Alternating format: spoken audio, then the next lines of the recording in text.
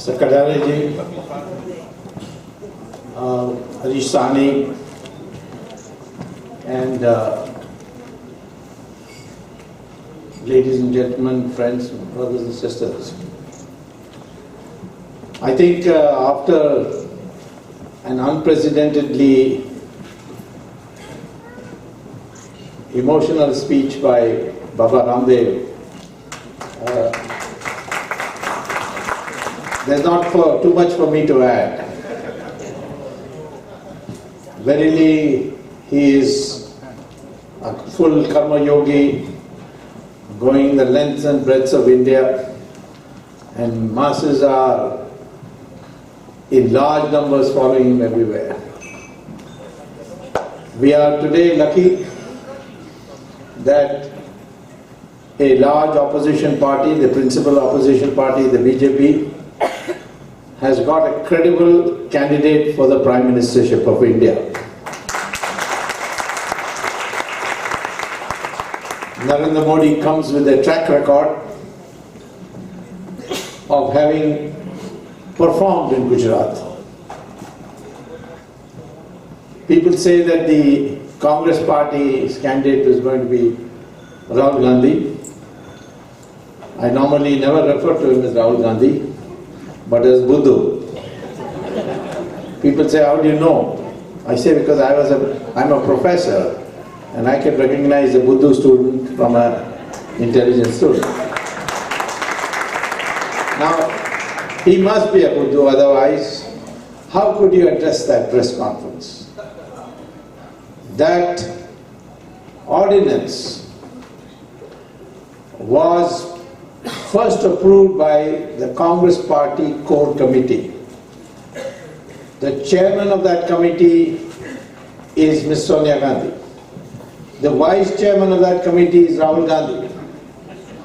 So in a committee of which he is the principal office bearer after his mother, it approves this ordinance. Of course we were against this ordinance, but he approves this ordinance. And then the cabinet meets and unanimously recommends it to the president. And suddenly walks into a press conference he didn't call. It was called by somebody else, and he does get a step aside. And he says, this is nonsense, it should be torn up and thrown away. Is this a sign of mental stability? In this country, in the United States, the medical records of every candidate, even for the Senate and Congress, would be under scrutiny. And I think in India also we need to bring that tradition. And if you bring the mental records, the health records of Mr. Rahul Gandhi, you will find that he underwent psychiatric care between 1985 and 87 under the supervision of Professor B.B. Sethi, who was for a long time professor of psychiatry in the University of Pennsylvania. Now, don't you think the country needs to know this? Because they are not truthful people.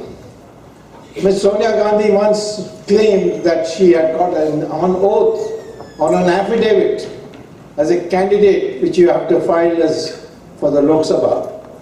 She claimed that she got a degree in English from the University of Cambridge. It was just by accident I had gone to give a lecture at the University of Cambridge, and I asked them what kind of student she was. They said she was never a student here. We never had such a student. And I said, can you give it to me in writing? So they said yes, and the registrar of the university gave it to me in writing. That we never had a student by name Sonia Gandhi, and by way of abundant precaution I also gave her other names: Edwige, Albina, Antonia, Mino. And they said none of by these names we ever had a student. And when I brought it to the notice of the speaker and asked of Lok Sabha to ask him to ask her, she replied that it was a printing mistake. Now you tell me, how can you have a printing mistake of a one full sentence which says, studied in the University of Cambridge and got a degree in English? You can have a printing mistake, typing mistake, which is a comma and a full stop. But you can't have a whole sentence printing mistake. Where was she born? Don't know. What's her real name? Don't know. What is her father doing? Where did he work? Because I know by my own research that he was a soldier in the Nazi army. Nazis invaded Russia, he was taken prisoner, and he was kept in Vladimir jail for 4 years. The the Soviets released him very quickly because they never released any other soldier before 20 years.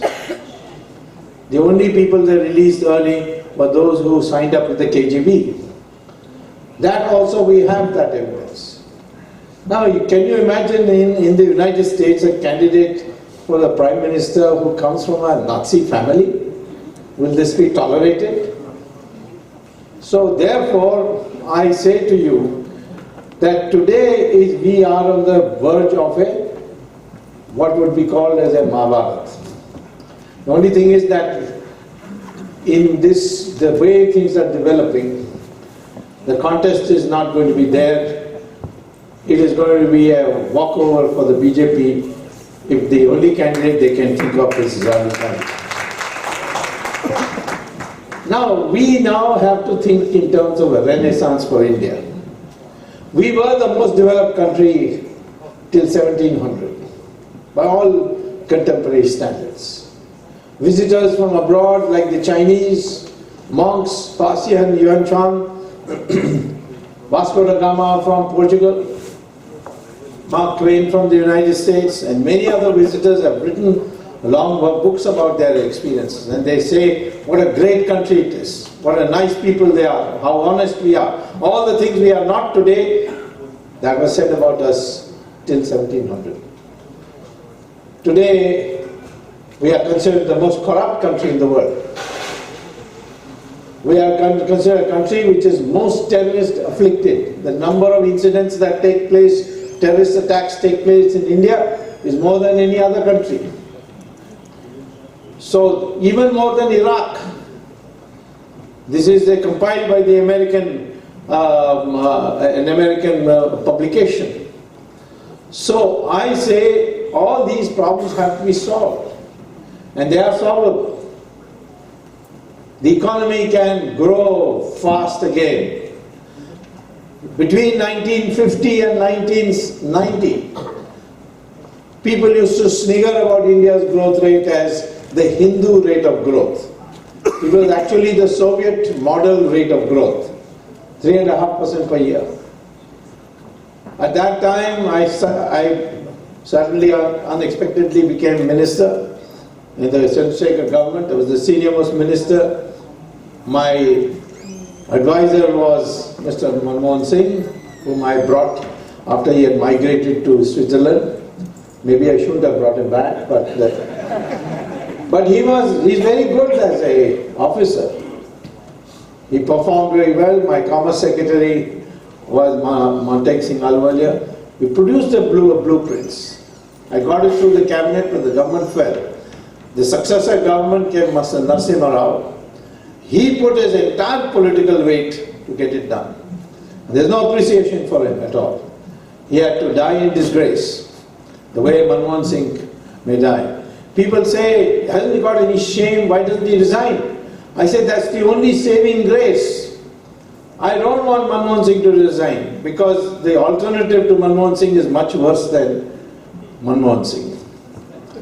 The best contribution Manmohan Singh can make is refuse to resign till 2014. After that, we'll get rid of the Congress as a whole. What happened to the rupee? Why did it fall like this? It's got nothing to do with the economy. It has got to do with the fact that two important relatives, one the son of the finance minister, Mr. Karti Chidambaram, and the other the son-in-law of Ms. Sonia Gandhi, Mr. Robert Vadra, one in Singapore and another based in Dubai. They did short selling of the rupee. What is short selling? I take $1 from you and promise to return at the rate of 60 rupees per dollar, and I promise to return to you within 1 week 61 rupees or 62 rupees. So there's no money of yours. You have taken somebody's $1, but you have promised to return in 61 or 62 rupees. And then within that week the thing falls to 65. So you give him back at 62 or 61, and the remaining 3 or 4 rupees is your pure profit without putting a single penny into the deal. This is called forward trading in commodities. It's called short selling in rupee. But you run a danger. Supposing the price falls below 60, goes to 58, then you are ruined because you have sunk in millions of dollars. Not $1 you take, millions of dollars. So you've got to be assured that that will not happen.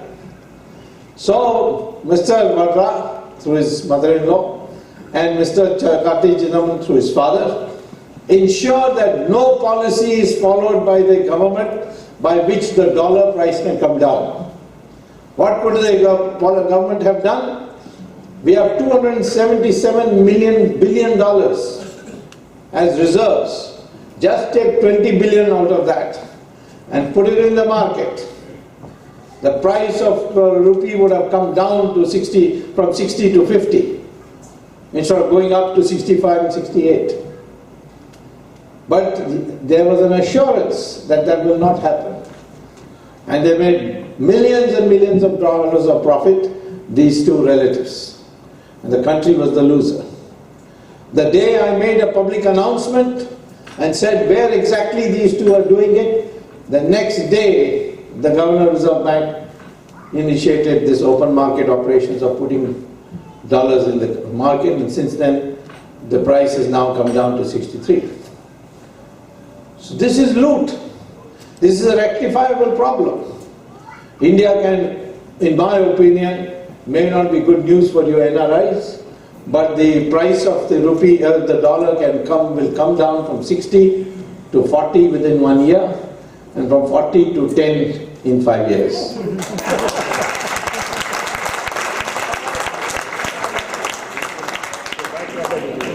So if you are an importer in India, you will be happy. Much cheaper it will be. And similarly, today there are such large number of suicides in our agriculture. Is this a rectifiable problem? Of course it is a rectifiable problem. The first problem with agriculture is that over the last 5 decades, the investment in agriculture has come down. Mahatma Gandhi had said that the first priority must be agriculture. Why? Because the British sucked the agriculture fully dry, bone dry.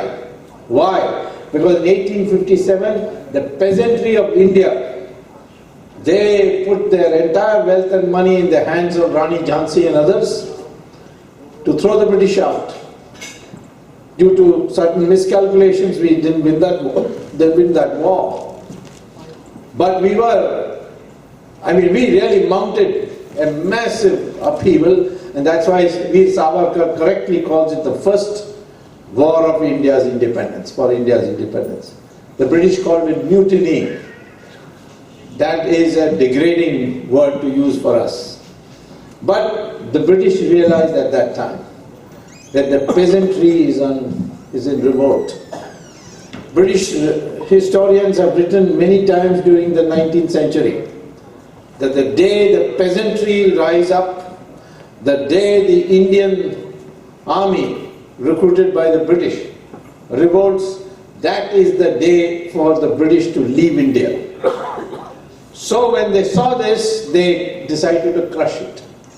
And they created this zamindari system, where criminals were empowered to extract any amount of money that they wanted from the farmers. For land, for revenue for the British. The British fixed a quota. We must get annually so much money. You can collect as much as you like, but we must get it. We must get this amount to run the administration of India. And so these criminal elements were given powers to take the land away if they couldn't pay the amount they wanted, take their brothers and uncles and relatives' land also, seize that if they couldn't pay, and nothing was left for the farmer. Agriculture was completely squeezed by 1947. We had a yield per acre which was larger than China's in 1870. It became half of China in 1947. And China itself was under attack from foreign powers, and its agriculture was being neglected. But there was no extraction of resources. At that time, Jawaharlal Nehru imposed a model where it required for industrialization to extract resources from agriculture. There were no resources to extract.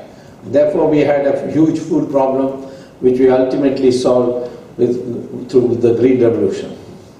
So, today agriculture, what is the problem? It is the most potentially progressive sector of your country. 12 months of the year you can do agriculture in India, not in the United States. 5 months you have snowfall here. Europe, the same thing. India, you can do 12 months of the year agriculture, which means you can grow 3 crops. We grow only in 25% of our land more than 1 crop. 75% nothing. India can triple its agriculture production without additional investment, provided you make this arrangement for adequate water and fertilizer to triple its production. You know, the yield per acre in the Indian Agricultural Research Institute experimental plots, which is part of India, is 6 times the yield per acre in the rest of the country, outside these experimental plots. Only by giving water, fertilizer, good seeds, Indian Agricultural Research Institute is able to demonstrate in the same soil that it can get 6 times the yield per acre. And we have not done so. If we make arrangements to see that every farmer gets adequate water, fertilizer, and pesticides, it can increase its production 6 times. Yield per acre of rice is the lowest in India amongst the large countries. Yield per acre even of cotton is lower than that of Egypt on the sands of Egypt. So that means it can go up. I've told you in many of my previous lectures that we have 150 million cows, but they give you only 200 liters per year. An average Israeli cow gives you 11,000 liters per year. Imagine if 150 million cows started giving you 11,000 liters per year. You can have your bath in milk, that much milk you will produce. And its price is 1/15 of that of the milk in Europe. So you export it, you need cold storages, you need small airports, you need packaging industry. All these things if you do. So agriculture, in my opinion, is the lead sector for India. And Narendra Modi has shown it in Gujarat, where agriculture has grown at 11 to 12% per year, the last 10 years consistently. It can be done in the whole of India, particularly in UP, Bihar, where the Gangetic Plain is there. So here is the potential. You have the youngest population in the world amongst the large countries. Average age of an Indian is only 27. Average age of a Chinese is 37 thanks to their idiotic 1 child per family policy. And average age of an American is 38. Would have been more but for immigration. Average age of Europe is 46. Average age of Japanese is 50. These are all aging populations. Ours is a young population. And why is a young population important? Because history of economic development shows that it is new innovations which accelerate your growth rate. The Industrial Revolution came because of locomotives and Bessemer steel plant. Then the American Revolution came because of jet engines, telexes and so on. And the 1990s boom came because of internet. Today internet has revolutionized the way you do production.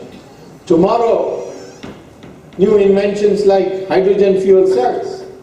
Today we are dependent on the Arabs for oil, 85% of oil. We can look for substitutes. The Americans will not look for substitutes because they have got lots of oil. They put them all underground in storages. And now they've got shale oil also. So the American oil companies will not let you do research on hydrogen fuel cells. But we can. We have already done plenty of research. And if you, India and China, go to hydrogen fuel cells for automobiles, then the Arab countries, all the Arab sheikhs will have to go back to their tents and climb on the camels again.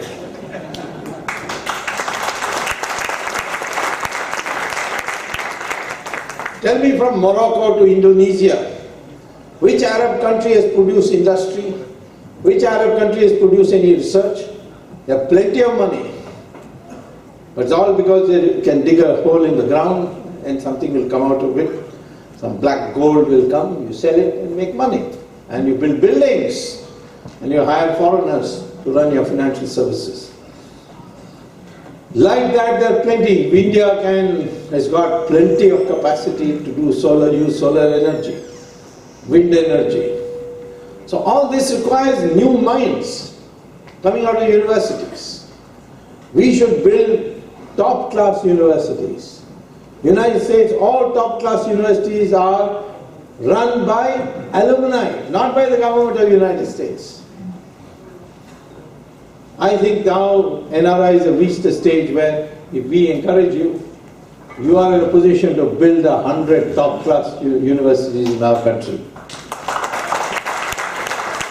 And I discussed this with Narendra Modi before coming. I can tell you NRIs have a special place for us because you have demonstrated your capacity. You have now become the highest per capita income community. And we would like to see that you participate in the knowledge industry of India. You enhance our knowledge, you increase our capacity to make new inventions, and we should ensure, like the Jewish community does for Israel. So the same way we can do it for ourselves. So I don't think there's any problem. There's no shortage of resources in India. If I had auctioned 2G spectrum, I would have got 1,76,000 crores. Don't go by Kapil Sibal's estimate of 0, because that poor man can't count beyond 0. 1,76,000 for 2G. 4G is coming. 4G you will get 4 lakh crores. If you had auctioned the coal blocks, you would have got 11 lakh rupees. If you had auctioned the oil fields that you gave free to Ambani's, you would have got 24 lakh rupees. What is the total income tax, personal income tax revenue that the government of India gets? 2 lakh crores only. Here is 4, 11, 24. We have 60% of the world's thorium in our country. 60% of the world's thorium. By 2050, uranium will be exhausted. The United States already started research on thorium. We had started much earlier thanks to Baba, but because of this Indo-US nuclear agreement, this has all been scuttled. The third stage, which is the final stage of research, has been stopped. But the sand of Kerala and Tamil Nadu have monazite, which has the thorium. And today, illegally, it is being scooped by Indian companies, Indian smugglers, and exported to the United States. If instead of that, a portion of it, which is we have got, since we have got excess thorium, if we are to auction it, the amount, the demand that is there, and its proper pricing, you would get 44 lakh rupees. There are 70, the Ramdev gave an estimate of 100 lakh crores of Indians having money in foreign bank accounts. That can be brought back in India very quickly. For that, I can tell you a good ordinance. I have vetted it with all the top legal experts, and it's a question of bringing out an ordinance which exploits the United Nations resolution of 2005, where you declare that every Indian account in 70 countries which do illegal banking, their deposits and their bank accounts are nationalized by the government of India. These 70 countries are obliged to give that money back to you. If anyone can show that his bank account was opened legitimately or the deposits were legal, then that account would be returned. You can get this money back. There's no shortage of resources in India. And therefore, there is nothing that can stop India if we have a focused leadership, and which is precisely what Narendra Modi demonstrated in Gujarat. Terrorism, we are attacked every day. What for? Because we don't retaliate. There's no retaliation. The Pakistanis come across a border and cut the heads of 4 soldiers. Except tear jerking, there's nothing. The Prime Minister goes and meets this Nawaz Sharif. What for? Dialogue is important. Dialogue with whom? He's a nobody. He may have the title. Of course, both Prime Ministers are nobodies. Maybe they should meet.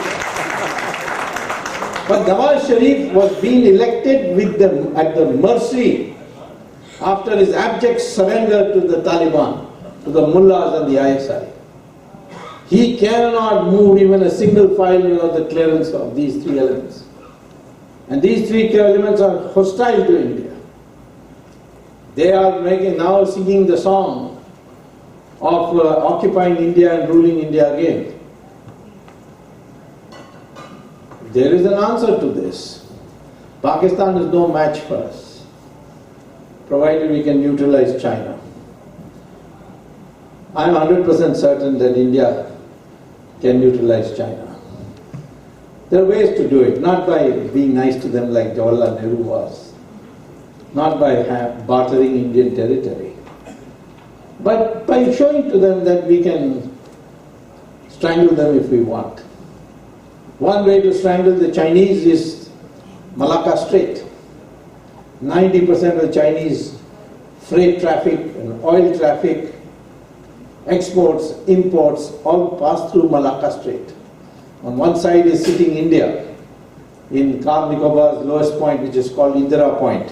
It used to be called Pygmalion Point, but now named after Indira Gandhi.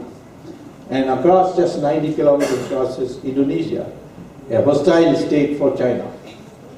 Indonesia and India have many common connections. If we agree to a military pact that we will police, like the Suez Canal is policed, we will police the Malacca Strait. And if we can do that, then you can close down Chinese freight traffic. And if Chinese freight traffic is closed, then there will be starved. So that's one very, very important way of doing it. China's entire economic model depends on getting semi-processed goods from East Asia, processing it and sending it abroad. They put, of course, a stamp made in China. Lenovo computer, do you think the Chinese make it? It's made by the Taiwanese. And all the Chinese put is the outer casing and so on. So therefore, why can't we attract the East Asians to send their semi-processed goods through India? India's labor is cheaper. And we are a democratic country.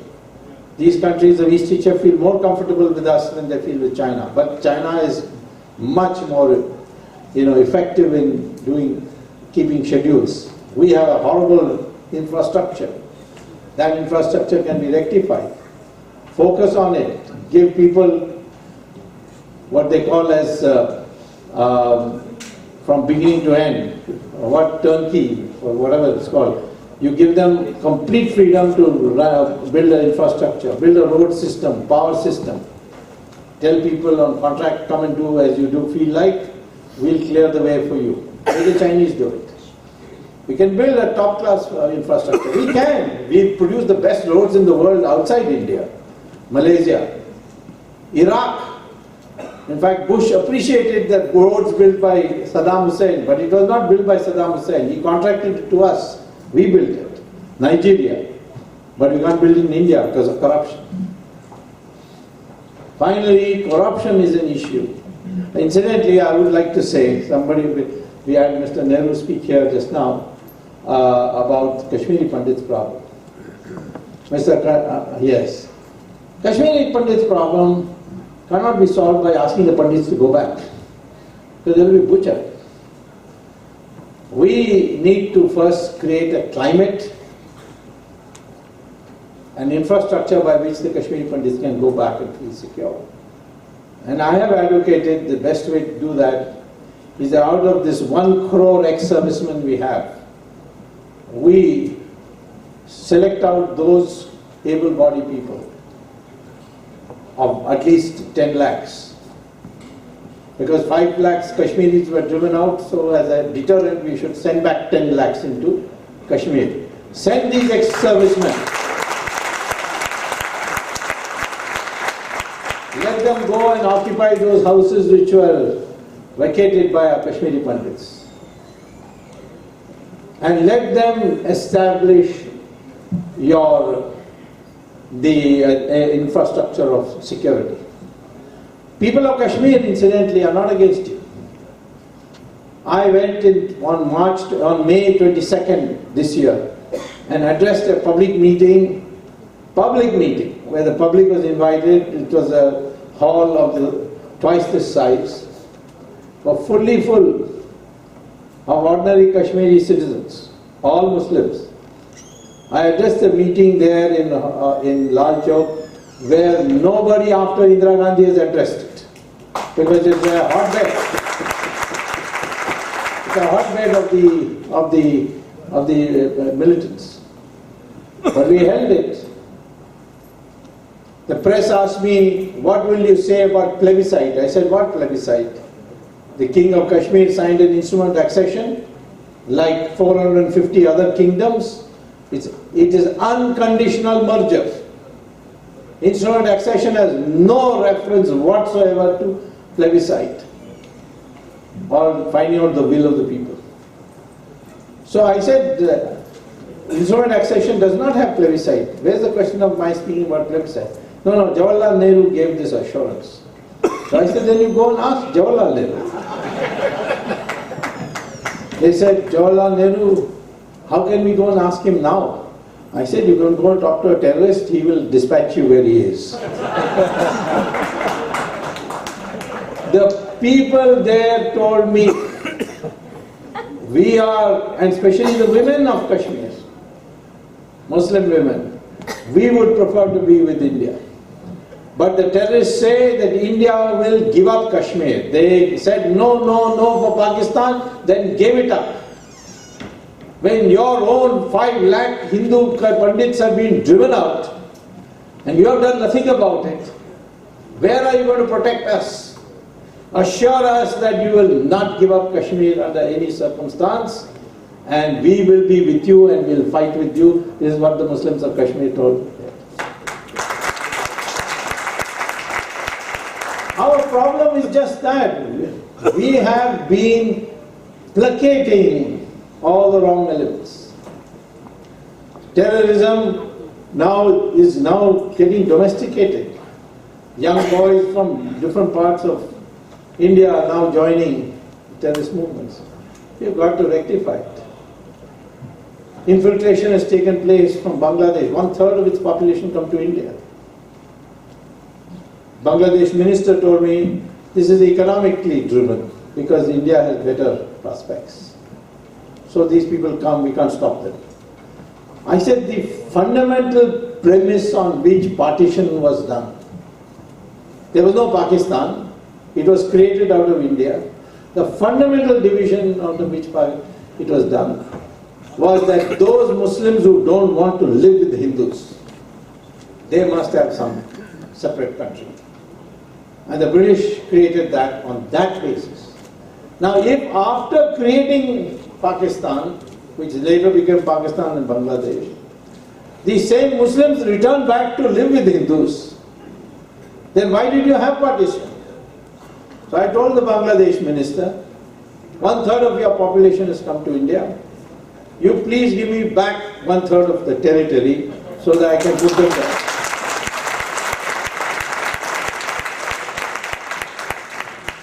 So first he tried to joke with me, he said, which 1/3? So I said, Khulna to select, draw a line on the map, you'll see the entire area above that.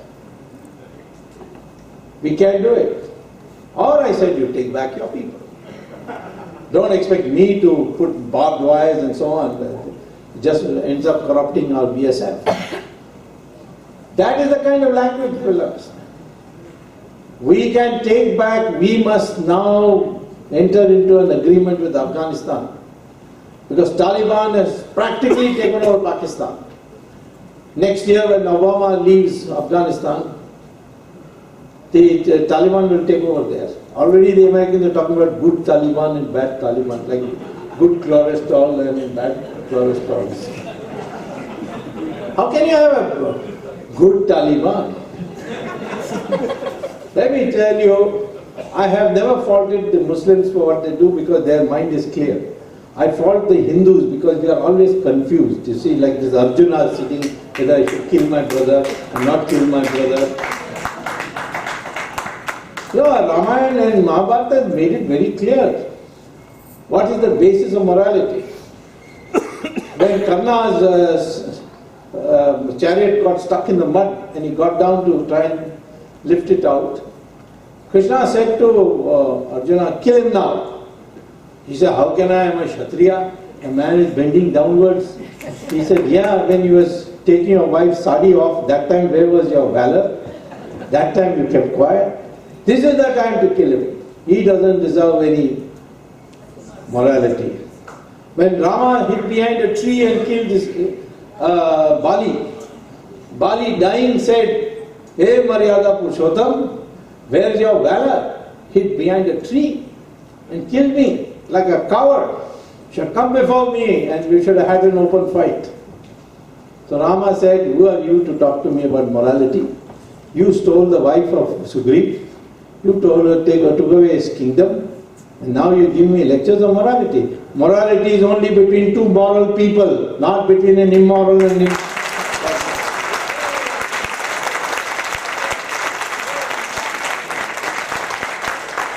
So in dealing with Pakistan today, we can't talk about morality, peace and so on. Islam teaches Muslims that where they are in majority, don't give any place for the minority.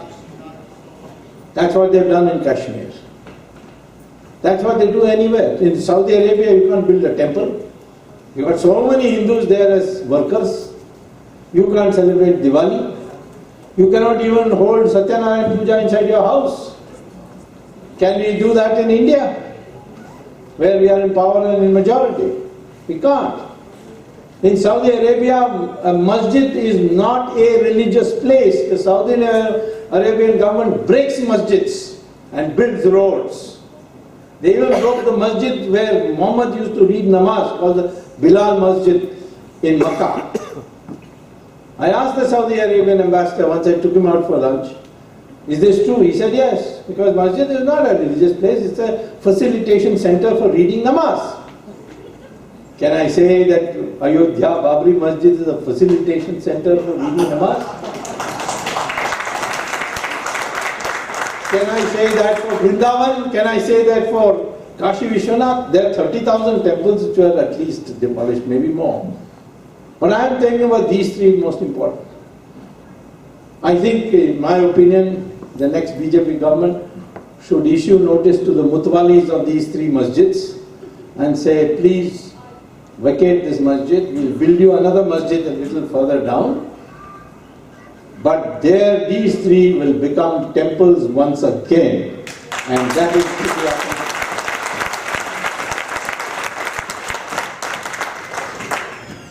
So it is, we have to have clarity.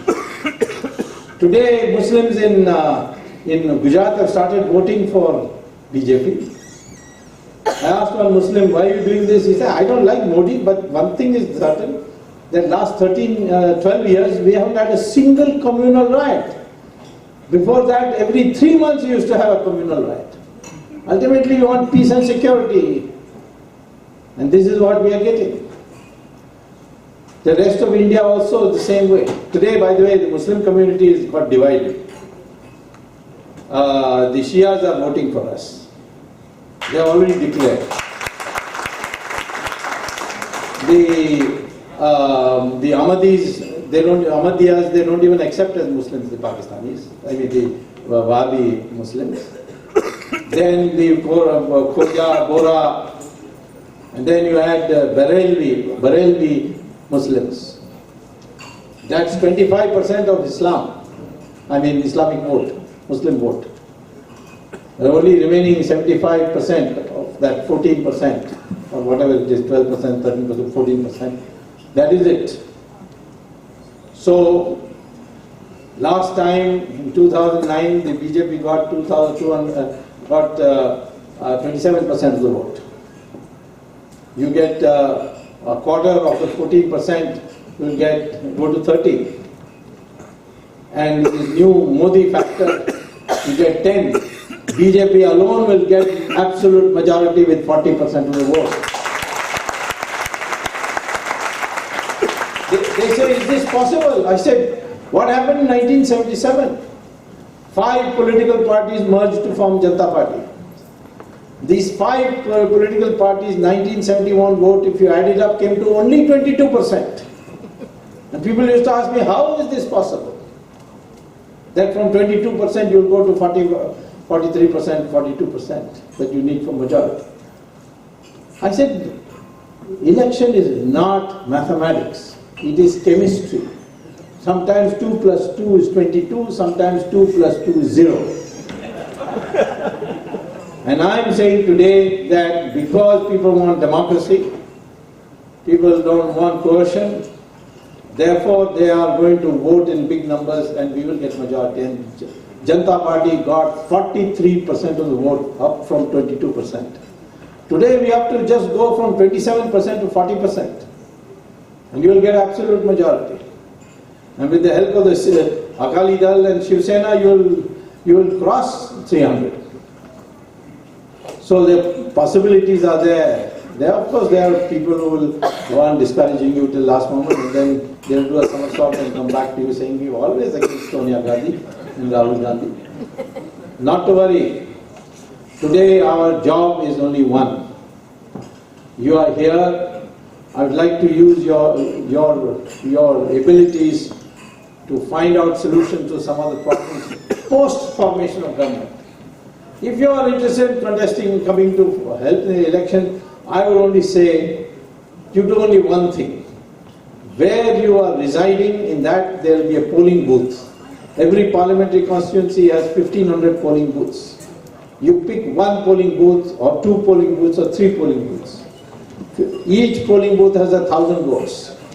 Get hold of the voter list and go to each of these 1,000 voters' addresses and check whether the fellow is still alive, whether he is migrated, whether he is given, not registered, whatever. Get the correct update version of the voting votes. Give it to the BJP. The polling booth agent sitting in the booth, when he sees a man comes and says, I am Ram Saran, or so and so, BJP guy will know, thanks to your efforts, that this guy was dead 6 months ago. So he has come to impersonate him. Can have him arrested. It's a criminal offense. That contribution you can make. Campaigning, tell all the candidates of the BJP or the NDA, don't come to our area. We are going to every house and telling them, go and vote. And on the day of the voting also, you go to houses and make people go. Otherwise they might be tempted to watch cricket match and not go to vote. Or they'll say, jeet rahe hain, BJP is anyway winning, what does it matter if I don't go? So that attitude you can fight. That's the contribution you can make. or in this country examine how we can build our infrastructure, give us a paper of 3-4 pages on power systems, how to get power systems developed in India where there's a common grid and everybody gets electricity at least 18 hours a day at a voltage which is plus minus 10 volts of 220. Not these wild fluctuations that take place. These are the areas you can contribute. And I think, you see, you're all equipped to do it. So I say today, as we look at the picture, that a new dawn is visible. Baba Ramdev's speech was not an ordinary speech. He has done a tremendous amount. They've targeted him. They've raided his place. They've humiliated him. Even for London, they sent an advance message that he's carrying some contraband, something which is terrorists want, and therefore he should be intercepted. And it went to the bureaucracy of Britain, and they detained him for 8 hours till the political authority intervened and got him out. So, I mean, he is today playing literally, as I said, I wasn't exaggerating when I said, playing the role of Vishwamitra. Other sadhus are also there, they're doing it more silently. There's a Hindu Dharma Acharya Sabha of all prominent sadhus. They have decided that when the elections are declared, they will go to villages and say, vote for BJP. So, victory is certain. And with it we must bring this cultural revolution. This overriding Hindu identity. They say, oh, Hindu identity, that's communal. Say, you are 80%. How can 80% of the country be communal? If we were 10%, 15%, you can say so. That you are only looking at yourself as community. Here we are asking you to rise above your varna, your jati, your language, your region, and become one. And if 80% of the Hindus unite, then we are actually creating national unity. And we welcome Muslims and Christians, provided they accept that their ancestors are Hindus, which is the truth, which is what the DNA studies say. Their problem is this, there is a concept in Arabic, there's a word called salabi or something like that, or salali, where it just means hierarchy. For the Muslim to acknowledge, at least the mullah to acknowledge that my ancestors are Hindu, it lowers his hierarchy. He must be known as one of the or descendant of an Arab conqueror. That is the problem. But minus these mullahs, minus these hotheads, minus these militants and terrorists, the broad masses of Muslims, if they found an Hindu community united and ready to accommodate them, they will break loose from those people and join us, and we can create a Hindustan of Hindus and those others whose ancestors are Hindus. That is the identity we should work with. And slowly bring in Sanskrit, which is now being accepted in the NASA as the language which is the most computer compliant language in the world today, is being declared by NASA as Sanskrit. You can see it in the Google if you go on Google. Sanskrit, you can learn here also. You are NRIs, you have such a lot of facility for learning languages with DVDs and cassettes and so on, that you should see that your younger generation learns Sanskrit. And it's easy to learn. It's necessary to learn because it's the language of the future. Sanskrit will return through the Sanskritization of vocabulary of Hindi. Over a period of time, it will become Sanskrit itself. Like Pali, after Sanskritization, became Sanskrit again. So, a huge, magnificent future awaits India. The United States will need us because they don't have manpower. We do. In fact, they are going to have shortage of skilled labor, and we will have a surplus of 47 million skilled labor by 2030. And the United States will have to change its I mean, they will themselves change. You don't have to ask. the visa regime to invite Indians. We have strategic commonality with America because the militants have identified 3 countries who are enemies of Islam: India, Israel, and the United States. And these 3 countries, therefore, are natural friends. We don't have to be stooges of any of these, but we can be friends. With the Americans, we have commonality in democracy, market economy, freedom of expression, so many other things we have in common. Of course, the Americans, if you give them half a chance, they will make you into a colony, like they've done with Japan and Australia. But we can't. We have our own independence, and we have neighbors with whom we have to deal. The Chinese have to be dealt with and brought around to our point of view. The day we separate the Chinese from the Pakistanis, that is the day Pakistan will be reduced to 4 countries. Last time it was 2 countries, this time it will come 4 countries, and the continuity will be 16 countries. It's not a natural union. People of Balochistan and Sindh have been urging India for years to help them to create a separate country. We have not done it the way they have done in Kashmir. We have not done any work there. But if we do, there will be no Pakistan. It will be reduced to Punjab, and then it will become manageable. So all these problems have solution. India was the world's most developed country once upon a time. It is now our destiny to make it once again the world's most developed country. Thank you.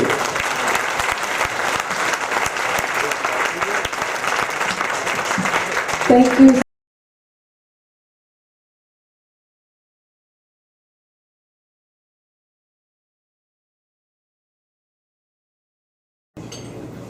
Thank you very much for coming, and I want to thank all of you who attended today. And as we are running out of time, there is no question and answer session right now. You can send an email at swamy39@gmail.com. Now we have to leave this hall as soon as possible. Anybody who wants to get pictures with Dr. Swamy, they can be in the lobby. And you are all welcome. Thank you very much for joining us. Hope you will come next time again.